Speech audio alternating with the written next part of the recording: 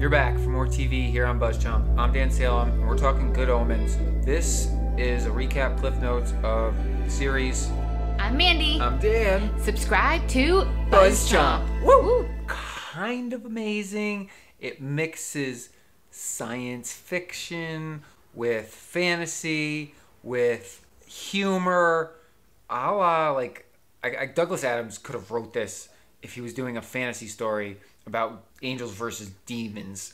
It was just great. Commendable. I'm going to take this through as chronologically as possible with as much of my own humor mixed in as possible. Because this show's kind of sweet. Just like the apple that was delivered to the Garden of Eden. Here's a little lowdown on how the angels and the demons became at odds. Basically, the demons were angels, and then they kind of did a bad thing and got banished out of heaven. Well, Crowley and Aziraphale, demon, angel, are on Earth. They are tasked with Adam and Eve in the Garden of Eden. The serpent, Crowley, convinces them to eat the apple. Then Aziraphale helps them escape the Garden of Eden. And then he gives his flaming sword away to Adam. So basically, the two of them started humans down on the path of badness. I don't know, it's hard to say. And then we see them throughout the years. But basically, the whole thing is that the Antichrist will return, and the angels and the demons can face off on Earth, and the ultimate battle to end all battles, the end of the world, and decide their war, right? I mean, the angels think they're going to win. The demons think they're going to win, and they have to fight this war, and the Antichrist, Satan's spawn, must return to Earth to kick this off.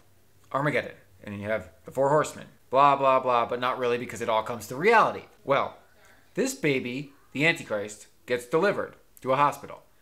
Yet there are two families in that hospital, and the little switcheroo happens accidentally. They figure this out because on the Antichrist's seminal birthday, the Hellhound comes to Earth to find the Antichrist. He doesn't go to the boy they think that he's going to go to. Goes to the other boy, Adam. Names the thing Dog.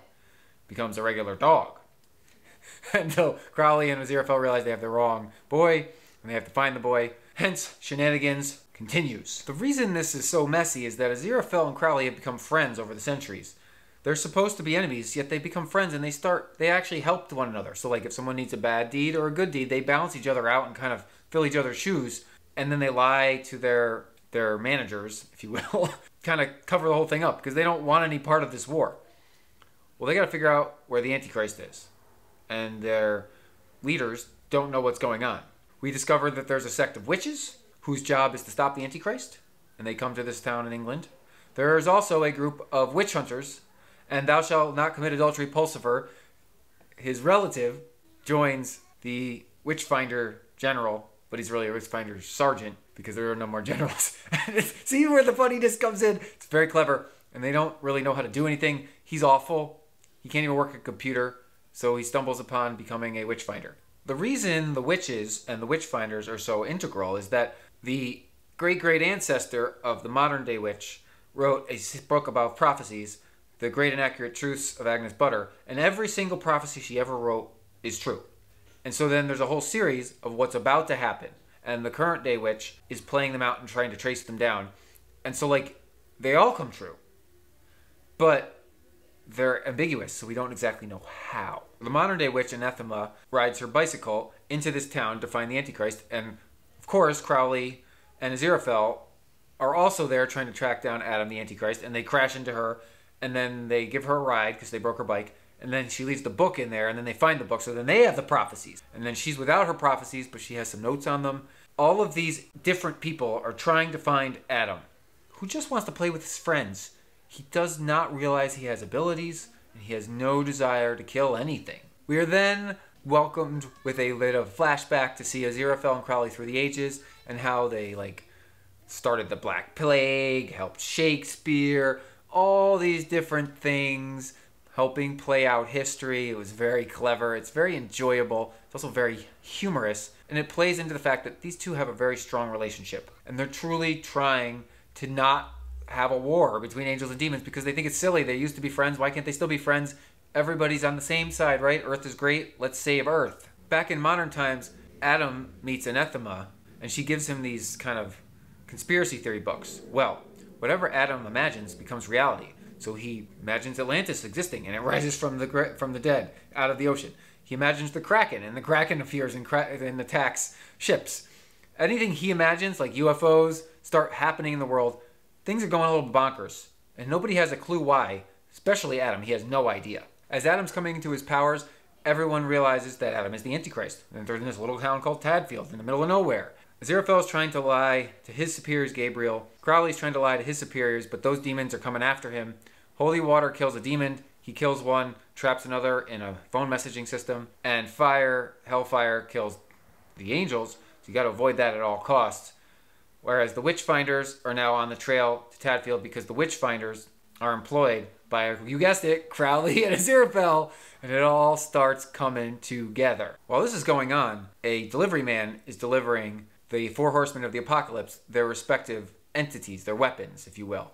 And so then they're tipped off, and they're also heading to Tadfield to meet up with the Antichrist, because upon the birthday, Armageddon shall begin. The four horsemen will meet with Adam and the Hellhound, aka Dog, and then they will start the Armageddon war between angels and demons. So then all the angels are starting to mobilize, and all the demons are starting to mobilize. They're getting ready for this war that has been prophesized and must happen. Yet if you actually read the prophecies of Agnes Butter, you realize that this war is not actually supposed to happen. Only a select few have actually read the prophecies, and even fewer understand whatever they're supposed to mean until they actually happen. Then you actually know with hindsight, right? Hindsight, 50-50.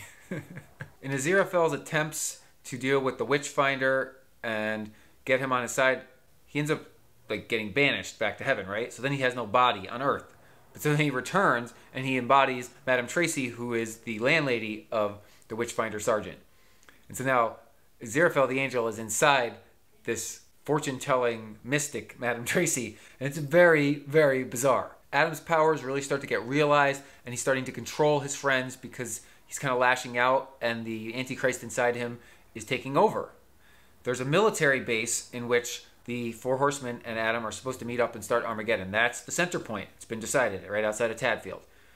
I don't think Adam can go through with it, though. He's having kind of a question of his faith, if you will, and realizes, I don't necessarily want to be a bad guy. What's happening to me? As Adam realizes that he doesn't want to be evil, he starts to help, and he separates Aziraphale from Madame Tracy, so then they're both one person. He confronts his father, Satan, and basically says, you're not my dad. And everything that Adam says becomes true. So if Satan's not his father, then he's no longer the Antichrist, which means there is no Armageddon. And then it ends.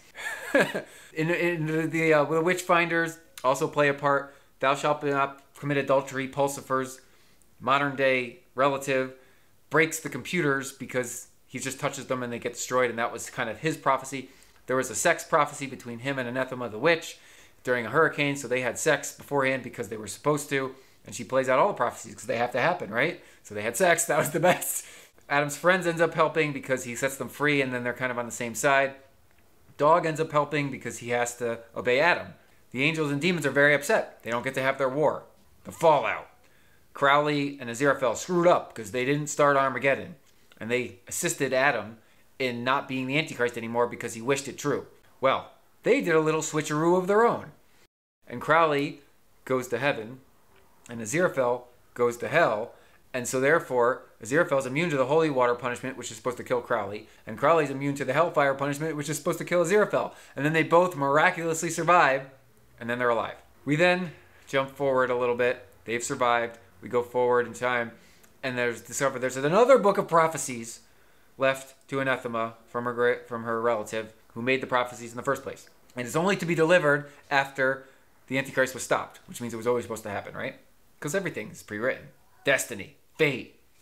Well, thou shalt not be named, commit adultery. Pulsifer's relative decides, enough, let's burn it. And they burn it, so the prophecies die. The world is saved.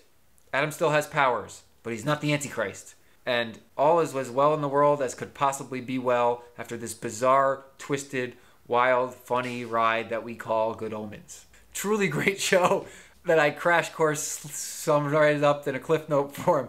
Feel free to comment below with your questions because this show is somewhat easy to follow, but totally out there. It's fantasy, it's science fiction, it's funny, it's really, really, really spot on, well done, and totally plays at religion and these weird beliefs that we hold, right? Because sure, there's religion, but every single thing has multiple interpretations, just like the prophecies in the show. Why are demons bad? We say they're bad. Well, they did one thing bad and then all of a sudden they're evil? No, because a demon could be just as good as an angel and then they became friends, like in the show. I love this. Comment below with your questions, feedback, theories, and subscribe to BuzzChomp. I'm Dan Salem. We're going to have more great TV all the time here on the BuzzChomp YouTube channel. Woo! Thanks for watching BuzzChomp. Subscribe and share. Subscribe and share. Subscribe and share. Share. Woo!